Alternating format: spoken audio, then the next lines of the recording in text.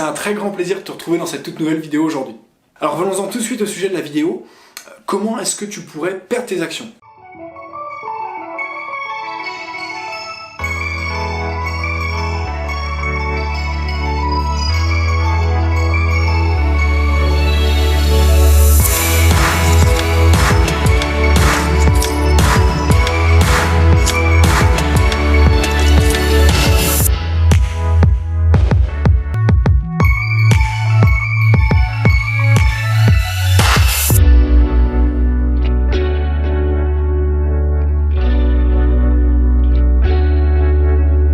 Alors il faut savoir qu'en général, les sociétés elles ont une seule manière de te verser leurs dividendes, c'est des espèces, c'est du cash. Elles te font un virement bancaire et tu reçois le cash, ça satisfait tout le monde, c'est beaucoup plus simple et c'est la méthode traditionnelle pour verser les dividendes. Mais par moment, elles vont te laisser un choix.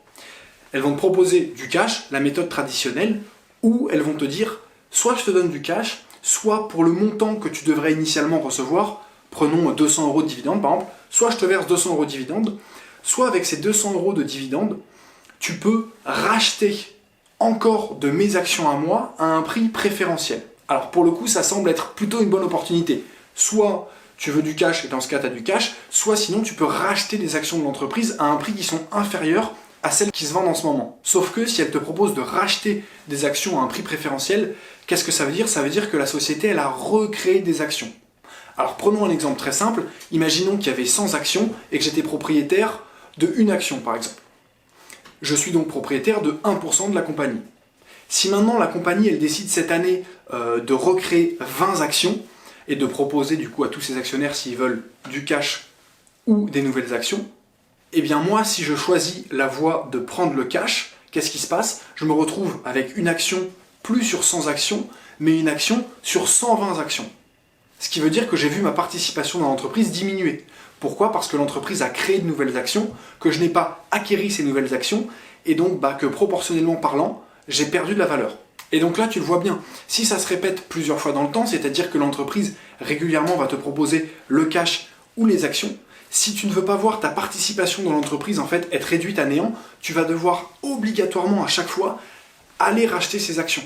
Quand on te propose du cash ou des actions, si tu ne veux pas voir la valeur de tes actions diminuer, tu es en fait obligé de reprendre des actions. Comme je te l'ai expliqué tout à l'heure, parce qu'à chaque fois qu'en fait elle va proposer des actions, elle va recréer de nouvelles actions, et donc s'il y avait 100 actions initialement, il peut y en avoir 110, 120, 130, 140 au bout de la 4e année par exemple, et si toi tu as toujours pris les espèces, c'est-à-dire le cash et que tu n'as jamais repris des actions, si tu avais une action à l'année 0 sur 100 actions, tu avais 1% de la compagnie, mais s'il y a 140 actions au bout de 4 ans, c'est-à-dire 10 actions par an, et maintenant tu n'as plus qu'une action sur 140 actions. Ce qui se présente au départ comme finalement une bonne situation, parce que tu avais le choix entre prendre du cash ou reprendre de nouvelles actions si tu en avais envie, en final c'est pas vraiment un choix, parce que si tu veux pas voir ta participation dans l'entreprise diminuer, en fait t'as pas du tout le choix, il faut absolument que tu reprennes des actions. Sauf que si tu le sais pas, et que disons cette entreprise représente 1/50 de ton portefeuille, tu te dis non, j'ai pas envie de reprendre des actions de cette entreprise, 1/50 de mon portefeuille ça me va très bien, elle me verse mes dividendes, tout va bien, je prends le cash et terminé. Sauf qu'en fait, non. Parce que si tu ne reprends pas les actions, tu l'as compris, petit à petit, le pourcentage, les 1/50 que représentait cette entreprise dans ton portefeuille, vont petit à petit, au fil du temps, diminuer. Alors maintenant, tu t'en rends bien compte, si jamais on te laisse le choix et que tu ne veux pas voir ta participation dans l'entreprise diminuer, il faut absolument que tu demandes à l'entreprise d'être payé en actions. Parce que sinon, tous les autres actionnaires, eux, vont recevoir des actions, toi, tu vas prendre le cash, sauf que ta participation dans l'entreprise diminue, comme je viens de te l'expliquer. En finance, le terme technique, on appelle ça une dilution. C'est-à-dire que finalement, on va diluer ton investissement. La compagnie va recréer des actions, elle va laisser un choix qui n'est pas vraiment un choix, mais en tout cas, si tu choisis d'aller vers le cash, si tu choisis d'aller vers de l'argent comptant, à ce moment-là, tu verras ta position se diluer, puisqu'il y aura de plus en plus d'actions dans le marché. Bref, tu l'as compris, si jamais tu ne veux pas voir ta position diminuer, tu es obligé de demander à l'entreprise d'être payé en actions et du coup de refuser le cash. Ce qui veut dire que pour quelqu'un qui a une stratégie de dividende, qui va avoir une rente régulière tous les mois, il faut absolument qu'il évite les compagnies qui proposent ce genre de deal.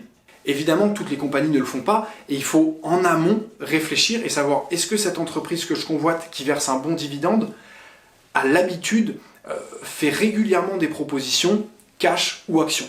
Et si c'est le cas, il ne faut absolument pas que tu te tournes vers ce genre d'action parce que toi, tu veux créer une rente régulière, tu vas avoir du cash tous les mois et malheureusement, quand on te propose ce genre de deal, tu seras obligé de prendre les actions. Alors tu l'as vu, si tu as une stratégie orientée dividende, pour le coup, il faut absolument éviter ce genre de compagnie pour les raisons que je viens de mentionner. Et il faut qu'en amont, avant de construire ton portefeuille, tu t'assures que les compagnies que tu vas acquérir qui vont te verser des dividendes ne font pas partie des compagnies qui proposent ce genre de deal. Alors pour ceux qui cherchent les dividendes, c'est pas forcément pratique, néanmoins il n'y a pas que des désavantages à être payé en action. Pourquoi? Parce qu'en général, les compagnies vont te proposer de te payer en action, mais vont offrir un prix par action qui est très inférieur à ce qu'on trouve dans le marché. Mais qui dit un prix inférieur au marché veut tout de suite dire profit sans risque. Oui, parce que si on me donne une action 15 € qui vaut 30 € dans le marché, tout de suite je peux revendre mes actions et gagner 15 € par action. Et c'est exactement ce qui se passe quand une compagnie te paye en action. Là tu l'as vu, clairement si je dois recevoir un dividende de 200 € et que la compagnie me propose 10 actions à 20 €, donc bien 200 €, mais que les actions ne valent pas 20 € dans le marché mais 30 €, dans ce cas j'ai 10 actions qui ont pris 10 €, ce qui veut dire qu'instantanément, dès que la compagnie va me distribuer mes actions, mon capital va augmenter de 100 €, puisque je les ai payées 20 € mais qu'elles valent 30 € dans le marché. Donc là il y a un peu une balance entre deux stratégies. Celui qui va avoir des dividendes réguliers, à ce moment-là, lui ne peut pas se permettre d'être dans cette situation parce qu'on va le forcer à acheter des actions alors qu'il aimerait bien avoir du cash, une rente de dividendes. Et de l'autre côté, quelqu'un qui est plutôt orienté croissance, qui n'a pas forcément besoin de dividendes, là pour le coup, lui ça peut l'intéresser. Pourquoi? Parce qu'il ne va pas avoir sa rente de dividendes, par contre il va voir son portefeuille faire un saut de croissance puisqu'on va lui proposer des actions beaucoup moins chères que ce qu'elles valent dans le marché. Bref, en conclusion de cette vidéo, tu l'as vu, quand on te propose d'être payé en cash ou en action, ne saute pas tout de suite sur le cash. Réfléchis bien. Si tu prends le cash, tu sais que ta position va un petit peu diminuer. Et si tu prends les actions, tu t'assois forcément sur ta rente de dividende. Il faut juste être au courant que finalement, en fait, c'est pas vraiment un choix si tu veux conserver tes proportions d'actions. Évidemment, si tu veux pas avoir à te poser la question et que tu veux toujours tes dividendes et pas avoir à choisir à chaque fois un dividende sur 2 ou un dividende sur 3 si tu veux le cash ou les actions, dans ce cas, fais une petite étude en amont, regarde les compagnies qui optent pour ce genre de stratégie et celles qui n'ont pas ce genre de stratégie, et comme ça, tu investis uniquement dans des compagnies qui ne proposent pas d'être payées en action. À ce moment-là, tu ne te poses jamais la question, tu reçois tes dividendes en cash et tout se passe bien.